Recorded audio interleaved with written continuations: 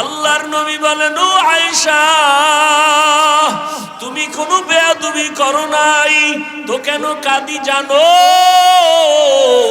নবী বলেন, আমি কান্না করার কারণ হাসরের ময়দানের ভয়ঙ্কর কথা আমার মনে পড়ে গেছে। হাসরের ময়দানের কথা আমার স্মরণ হয়েছে। হাসরের ময়দানে সব উলঙ্গ দাঁড়াইয়া আল্লাহর আদালতে হাজির হবে। একদিকে জাহান্নামের চিৎকারের আওয়াজ, অপরদিকে সূর্যের গরম, জমিনটা তামা হয়ে যাবে। অপরদিকে আমার আল্লাহ তাআলার রাগান্বিত আওয়াজ, লিমানিল মুলকুল ইয়াউম লিল্লাহিল ওয়াহিদিল কাহ্হার। আল্লাহ পাকের কুদরতের আওয়াজে হাসরের ময়দানটা থরথর করে কেঁপে উঠবে।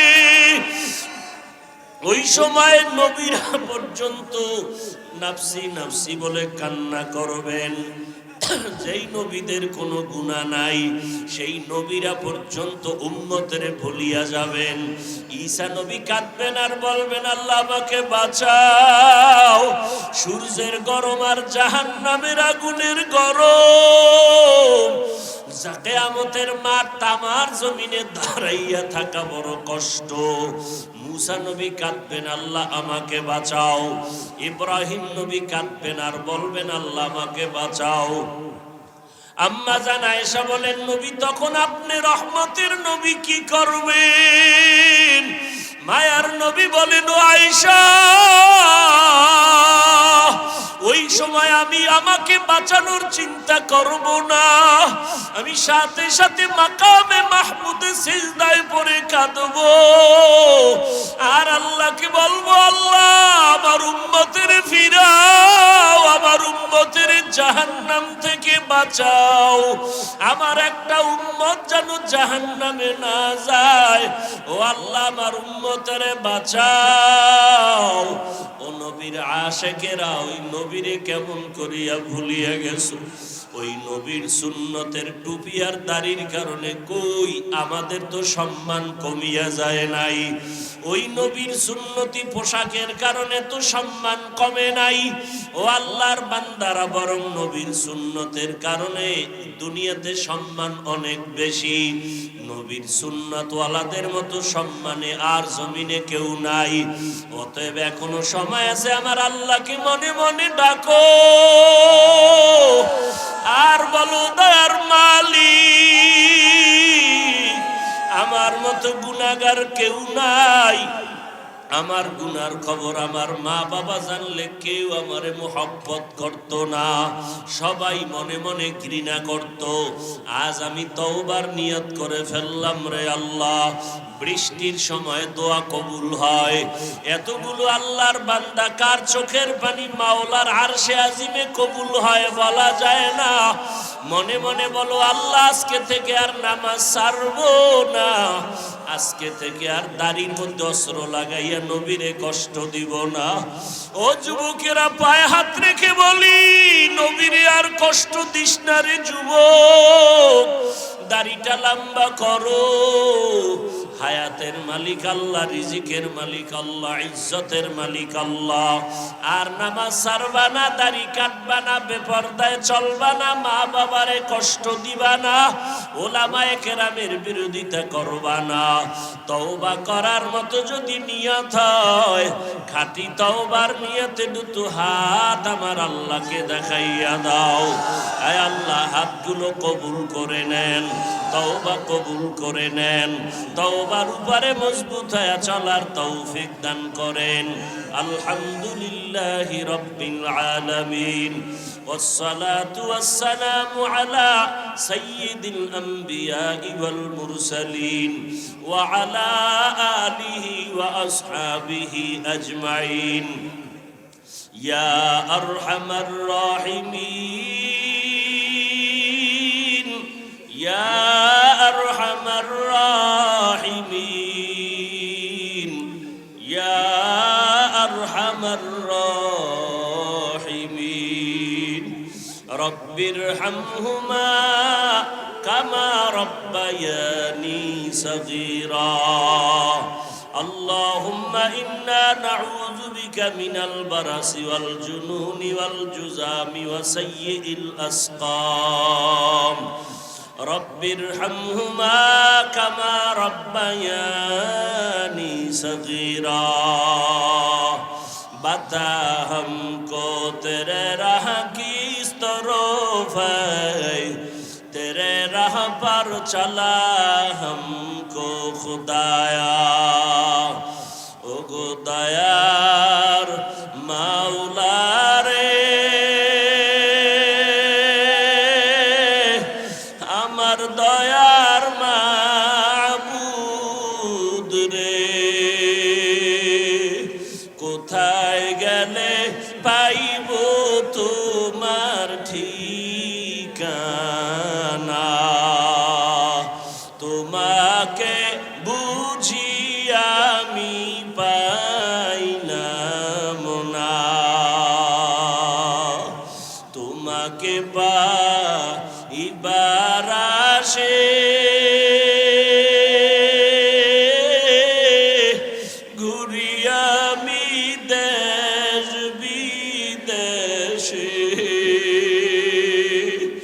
কোরআনের বাগানে করলাম বিছানা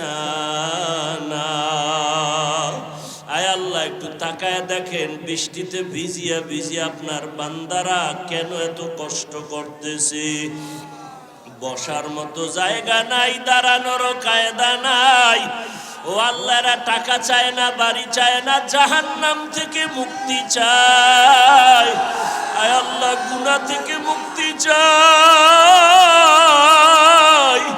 আয় আল্লাহ আপনি আমাদের ক্ষমা করবেন না তো কাকে ক্ষমা করবেন আমরা আপনার আদরের নবীর উম্মত মেহেরবানি করে আমাদের জীবনের সব গুনাহগুলো মাফ করে দেন আল্লাহ সকলেরই দরজা হইতে ফিরিয়া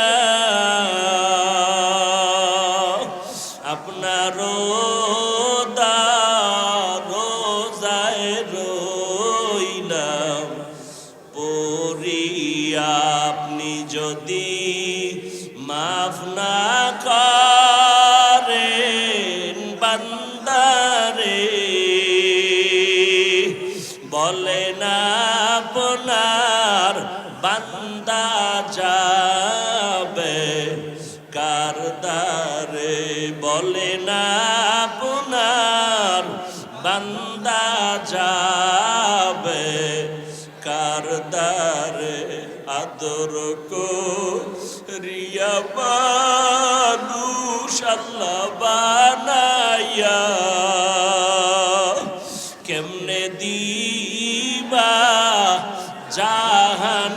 জাহান্নামে ফালাইয়া কেমনে দিবা জাহান্নামে ফালাইয়া আল্লাহ আমরা জাহান্নামে জ্বলতে চাই না আয় আল্লাহ আপনি যদি আমাদের ক্ষমা না করেন আপনার কোনো লাভ নাই আপনি যদি আমাদের মাফ করিয়া দেন আপনার কোনো ক্ষতিও হবে না রে আল্লাহ আয় আল্লাহ আপনি দয়া করে আমাদের মানুষ বানাইছেন শয়তানের ধোকায় পড়ে গুনাহ করেছি তওবার নিয়তে হাত তুলেছি আর গুনাহ করব না আয় আল্লাহ সবাইকে আপনি দ্বীনের খাদেম বানায় দেন নবীজির সুন্নাত আলা আশিক বানায় দেন সবার কামাই রুজিতে হালাল ভাবে বরকত বাড়ায় দেন হারাম থেকে হেফাজত করেন আয় আল্লাহ আপনার ওলিদের বন্ধু বানায় দেন মা বোনদের পর্দানিশী আবেদা বানায় দেন সারা দুনিয়াবাসীকে মাফ করে দেন বাংলাদেশ শান্তির দেশ বানায় দেন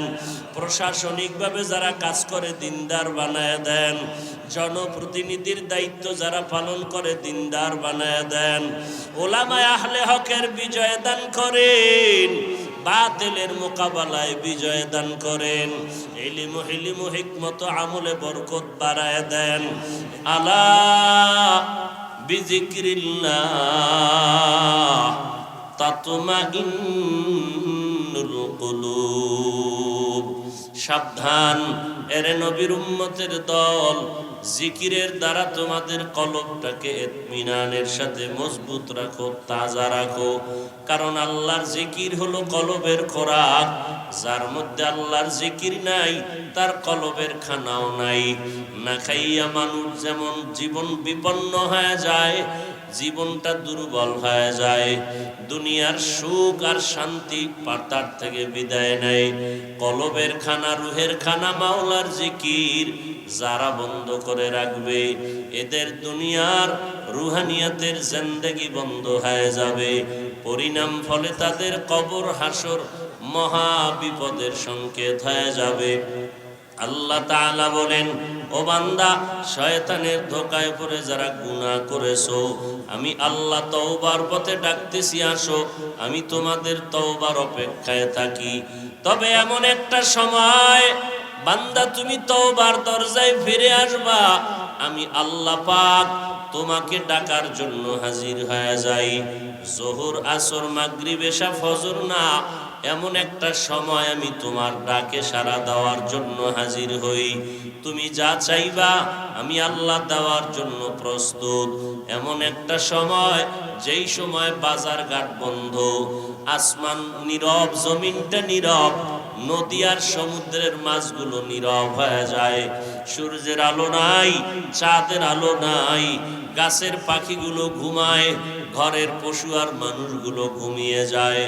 এমন এক নীরব সময়, রাতের তৃতীয় অংশ, তাহাজ্জুদের সময়, আমি আল্লাহ প্রথম আসমানে এসে আমার বান্দাকে ডাকি, ও বান্দা, কারা গুনাহ করেছো আসো আমার দরবারে তওবা করো, ক্ষমা চাও। আমি আল্লাহ ক্ষমা দেওয়ার জন্য প্রথম আসমানে আসছি। ও বান্দা, তোমার রিজিকের প্রয়োজন, আমার কাছে রিজিক চাও, আমি আল্লাহ দেওয়ার জন্য রেডি হয়ে আসছি। কারণ আমি আল্লাহর কোনো অভাব নাই, দুনিয়ার সবার অভাব, অভাবের কোনো শেষ নাই। আমার অভাব কেমনে থাকবে? আমার তো কোনো ছেলে নাই, আমার তো কোনো মেয়ে নাই, আমার কোনো পরিবার নাই, আমার কোনো স্ত্রী নাই, আমি কারো থেকেও জন্ম নেই নাই, কাহাকেও জন্ম দেই নাই। আমি আল্লাহ বড় আদর করে বানাইছি মানুষ, ওই মানুষের মতো আমার আপনার আদরের কেউ নাই।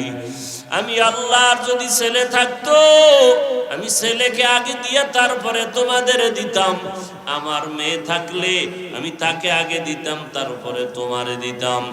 দুনিয়াওয়ালারা দিব দিব বলিয়া দেয় না, কারণটা কি? তার নিজের পেটের ক্ষুধা, সন্তানের ক্ষুধা, স্ত্রীর ক্ষুধা, এত মানুষের ক্ষুধা নিবারণ করিয়া অন্যকে দেওয়ার আর থাকে না, সুযোগ থাকে না, সম্পদ থাকে না।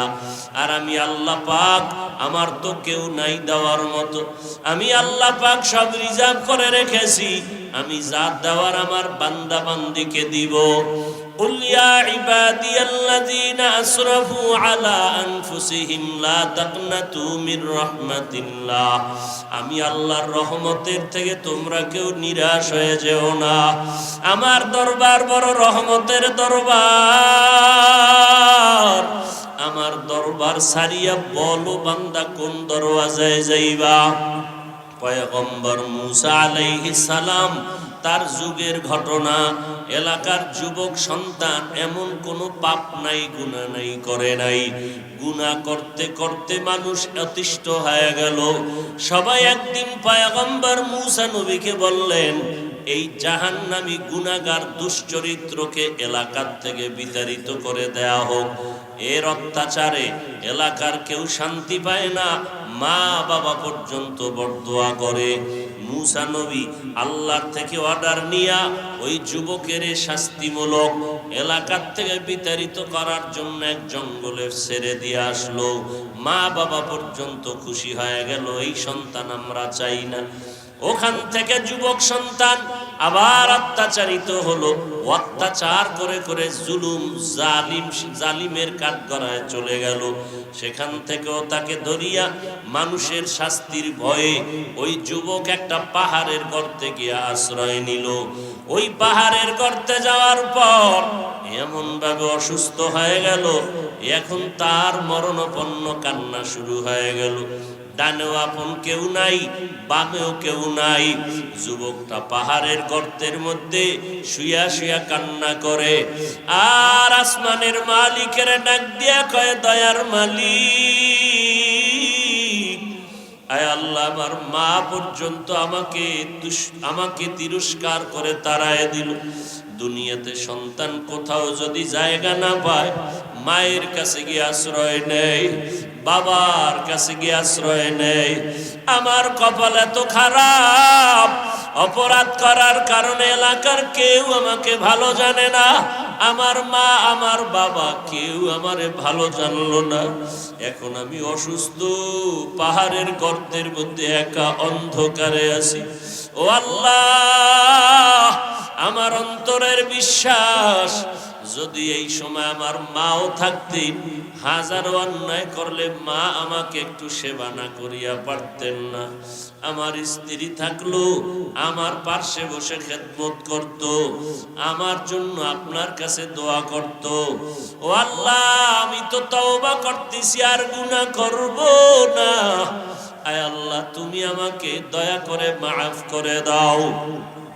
যুবকের কান্নার পরে ওই পাহাড়ের গর্তে রব্বুল আলামিন একদল ফেরেশতা পাঠায়া দিলেন। একজন ফেরেশতা মায়ের সূরত ধরিয়া পাঠাইলেন, আর এক ফেরেশতা বাবার সূরতে আসলো, আর একজন ফেরেশতা স্ত্রীর সূরতে আসলো। গুহার মধ্যে ঢুকিয়া মায়ের সূরতের ফেরেশতা সন্তানের সেবা করে আর মাওলার দরবারে কান্না করে, ও আল্লাহ, সন্তানটাকে ভালো বানায় দাও, যদি মরণই হয় তুমি তোরে মাফ করিয়া ইমানের সাথে মরণ দাও। এইভাবে সবাই দোয়া করা শুরু করলো, স্ত্রী পর্যন্ত। যুবকটাও কাঁদে, মা কাঁদে, বোন সবাই কান্না শুরু করলো। এক পর্যায়ে ওখান থেকে ওই যুবকের মরণ হয়ে গেল, ফেরেশতারা সব বিদায় হয়ে গেল। এখন দাফন কাফন কে করবে? কেউ নাই। আমার আল্লাহ ওহী নাজিল করে বললেন, ও পয়গম্বর মূসা, যাও গর্তের ভেতরে মুখে লাগায় আমার একজন বন্ধু আছে ওলিয়ে কামেল, ওই বান্দাটার জানাজা পড়াইয়া দাফনের ব্যবস্থা করাও।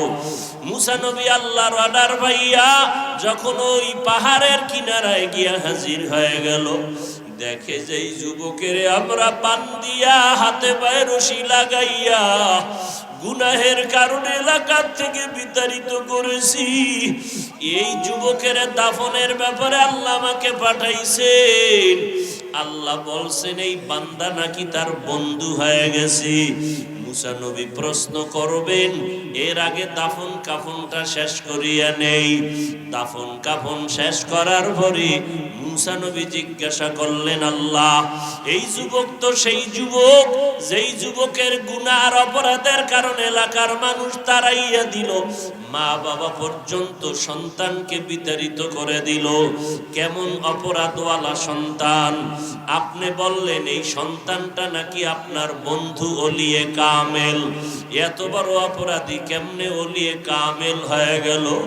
আল্লাহ বলেন, ও মূসা, তুমি কি জানো না আমার একটা নাম আছে রহমান, আমার একটা নাম আছে রহিম, আমার একটা নাম আছে গফফার, আমার একটা নাম আছে সত্তার। সন্তান যদি অন্যায় করিয়া মায়ের কাছে কান্না করে বলে, মা আমারে মাফ করিয়া দাও, মা বাবায় ক্ষমা না করিয়া পারে না।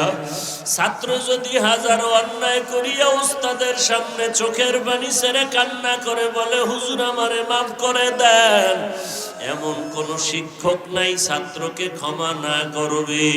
ও মূসা, তুমি কি জানো না ওই মা বাবা আর উস্তাদের থেকে আমি আল্লাহর মায়া কি কম? ওরে আমার ছেলেরাই যে আমাকে আব্বা বলে ডাকবে, আমার মেয়ে নাই আমাকে আব্বা বলে সম্বোধন করবে। আমি আদর করে বানাইছি মানুষ, এখন আমাকে আল্লাহ বলিয়া ডাক দেয়, আমার কুদরতি অন্তরে মোহাব্বতের জোশ এমন ভাবে উতলাইয়া যায়, মোহাব্বতের ঢেউ যখন শুরু হয়, আরে মা বাবার মায়ার থেকে 99 গুণ মায়া তো আমি আল্লাহর বেশি। বান্দা যখন আমাকে আল্লাহ বলিয়া চোখের পানি ছেড়ে ডাক দেয়, আমি আল্লাহ 99 গুণ মোহাব্বতের দরজা দিয়া রহমতের নজরে যখন তাকাই, তখন দেখি আমার বান্দার কোনো অপরাধ নাই। আমি আল্লাহ তার জিন্দেগীর সব গুনাহগুলো মাফ করে দেই। এই যুবক যদিও দুনিয়ার লাইনে অনেক অন্যায় করেছে, কিন্তু এই যুবক আমি আল্লাহর কাছে এত কান্না করেছে, আমি আল্লাহর ওয়াদা, যারা জাহান্নামের আযাবের ভয় গুনাহের কথা স্মরণ করি এক ফোঁটা চোখের পানি ছাড়বে, আমি আল্লাহ ওয়াদা করেছি তার চোখের পানির বিনিময়ে তারে মাফ করিয়া দিব। আমি আল্লাহ তারে মাফ করে দিলাম, আমি ওর নামটা আমার বন্ধু অলির খাতায় লেখাইয়া দিলাম। ও যুবকেরা, ও বাবাজিরা, ও পর্দার আড়ালের মা বোনেরা, জীবনে যত অন্যায় করেছো মাও জানে না, বাবাই জানে না, আত্মীয় স্বজন কেউ জানে না। আল্লাহ বলেন, বান্দা তোর গুনার খবর কেউ না জানলে আমি তো সব জানি, সব দেখি। আমি আল্লাহ জানার পরেও পানি বন্ধ করি নাই, বাতাস বন্ধ করি নাই। আমি আল্লাহ পাক বারবার ডাকতেছি, বান্দা কোথায় যাও? যেদিকেই যাবি আমার দরজা ছাড়া সব দরজা বন্ধ। আমার রহমতের দরজা ছাড়িয়া কোথায় যাবি? ওরে যেখানেই যাবি সেখানেই তো জাহান্নামের আগুন। আমি আল্লাহর দরজা ছাড়া আর কোনো দরওয়াজা নাই। অতএব এখনো সময় আছে, ফিরিয়ে আসো। আমি আল্লাহ পাক তোমার জীবনের গুনাহ মাফ করে দিব। তুমি যত অন্যায় করিয়া থাকো না কেন, আমার কাছে ক্ষমার দরজা অনেক বড়, আমি আল্লাহর দয়া অনেক বড়। তোমার চোখের পানি আমি আল্লাহর দিলকে, আমার কুদরতের অন্তরকে ভরে দেয়। অতএব এখনো যারা গুনার কথা স্মরণ করিয়া চোখের পানি ছাড়তে পারো না রে বাবা, চোখের সামনে কত আল্লাহর বান্দা চলে গেল, খেলার জীবনে কত বন্ধু, লেখাপড়ার জীবনে কত বন্ধু চলে গেল। অনেকের মা নাই, অনেকের বাবাও নাই। আমরা কেমন যেন এতিমের মতো হয়ে গেলাম। ওরে আল্লাহর বান্দা, যারা আল্লাহর মোহাব্বত নিয়ে চলে, নামাজ পড়ে, দাড়িওয়ালা, টুপিওয়ালা, পাগড়িওয়ালা, কই এরা তো কেউ না খাইয়া মরিয়া যায় নাই। এত বড় করোনা গেল, কেউ রাস্তায় ভিক্ষা করে নাই, কেউ না খাইয়াও মরিয়া যায় নাই। আল্লাহ হয়তো কষ্টের মধ্যেও খানার আয়োজন করেছেন। অতএব যারা দুনিয়া দুনিয়া করিয়া আল্লাহকে ভুলিয়া গেছো, এখনো সময় আছে রে বাবা, আল্লাহকে মোহাব্বতের বন্ধু বানায় দাও। আমার নবীর থেকে আর তো কেউ ভালো হতে পারবা না, সাহাবায়ে কেরামদের থেকে ভালো আর কেউ হতে পারে না। তারা ব্যবসা করেছেন, চাকরি করেছেন, তারপরও আল্লাহকে ভুলে নাই। রাতের তাহাজ্জুদ বন্ধ করেন নাই, নামাজ বন্ধ করেন নাই, বেপরদায় চলেন নাই, ব্যবসা করতে গিয়ে কারো সাথে ধোঁকা দেন নাই, মিথ্যা বলেন নাই। জান্নাতের টিকিট পাইয়াও সারাটা জীবন আবার কান্না করেছেন। সারাদিন ব্যবসা করিয়া সন্তানের হক, স্ত্রীর হক আদায় করিয়া আবার নবীর মোহাব্বত নিয়া সুন্নতের উপরে মজবুত হইয়া চলিয়া জান্নাতের টিকিট হাতে পাইয়া আবার রাতের গভীরে নামাজে দাঁড়ায় কান্নার আওয়াজ। আবু বকর কান্না করে, ও আল্লাহ আমার উপায় কি হবে? ওমরে ফারুক কান্না করে, আল্লাহ কবরের মধ্যে কেমনে একা থাকবো? নবীর সাহাবী ওসমান কান্না করে, কি উপায় হবে কবরে আমার? হযরত আলী কান্না করে, কবরে আমার উপায় কি হবে? আম্মা জান আয়েশা রাদিয়াল্লাহু আনহা বলেন, একদিন দেখি রহমতের নবী আমার হুজরার মধ্যে বসে বসে গুনগুন করে কান্না করতেছেন। আমি আয়েশা ভয় পেয়ে গেলাম, না জানি কোনো বেয়াদবির কারণে নবী কান্না করেন। মায়ার নবীরে গিয়া বললাম, নবী বেয়াদবি মাফ করবেন, কাঁদেন কেন? আমি আয়েশা কোনো বেয়াদবি করেছে নাকি?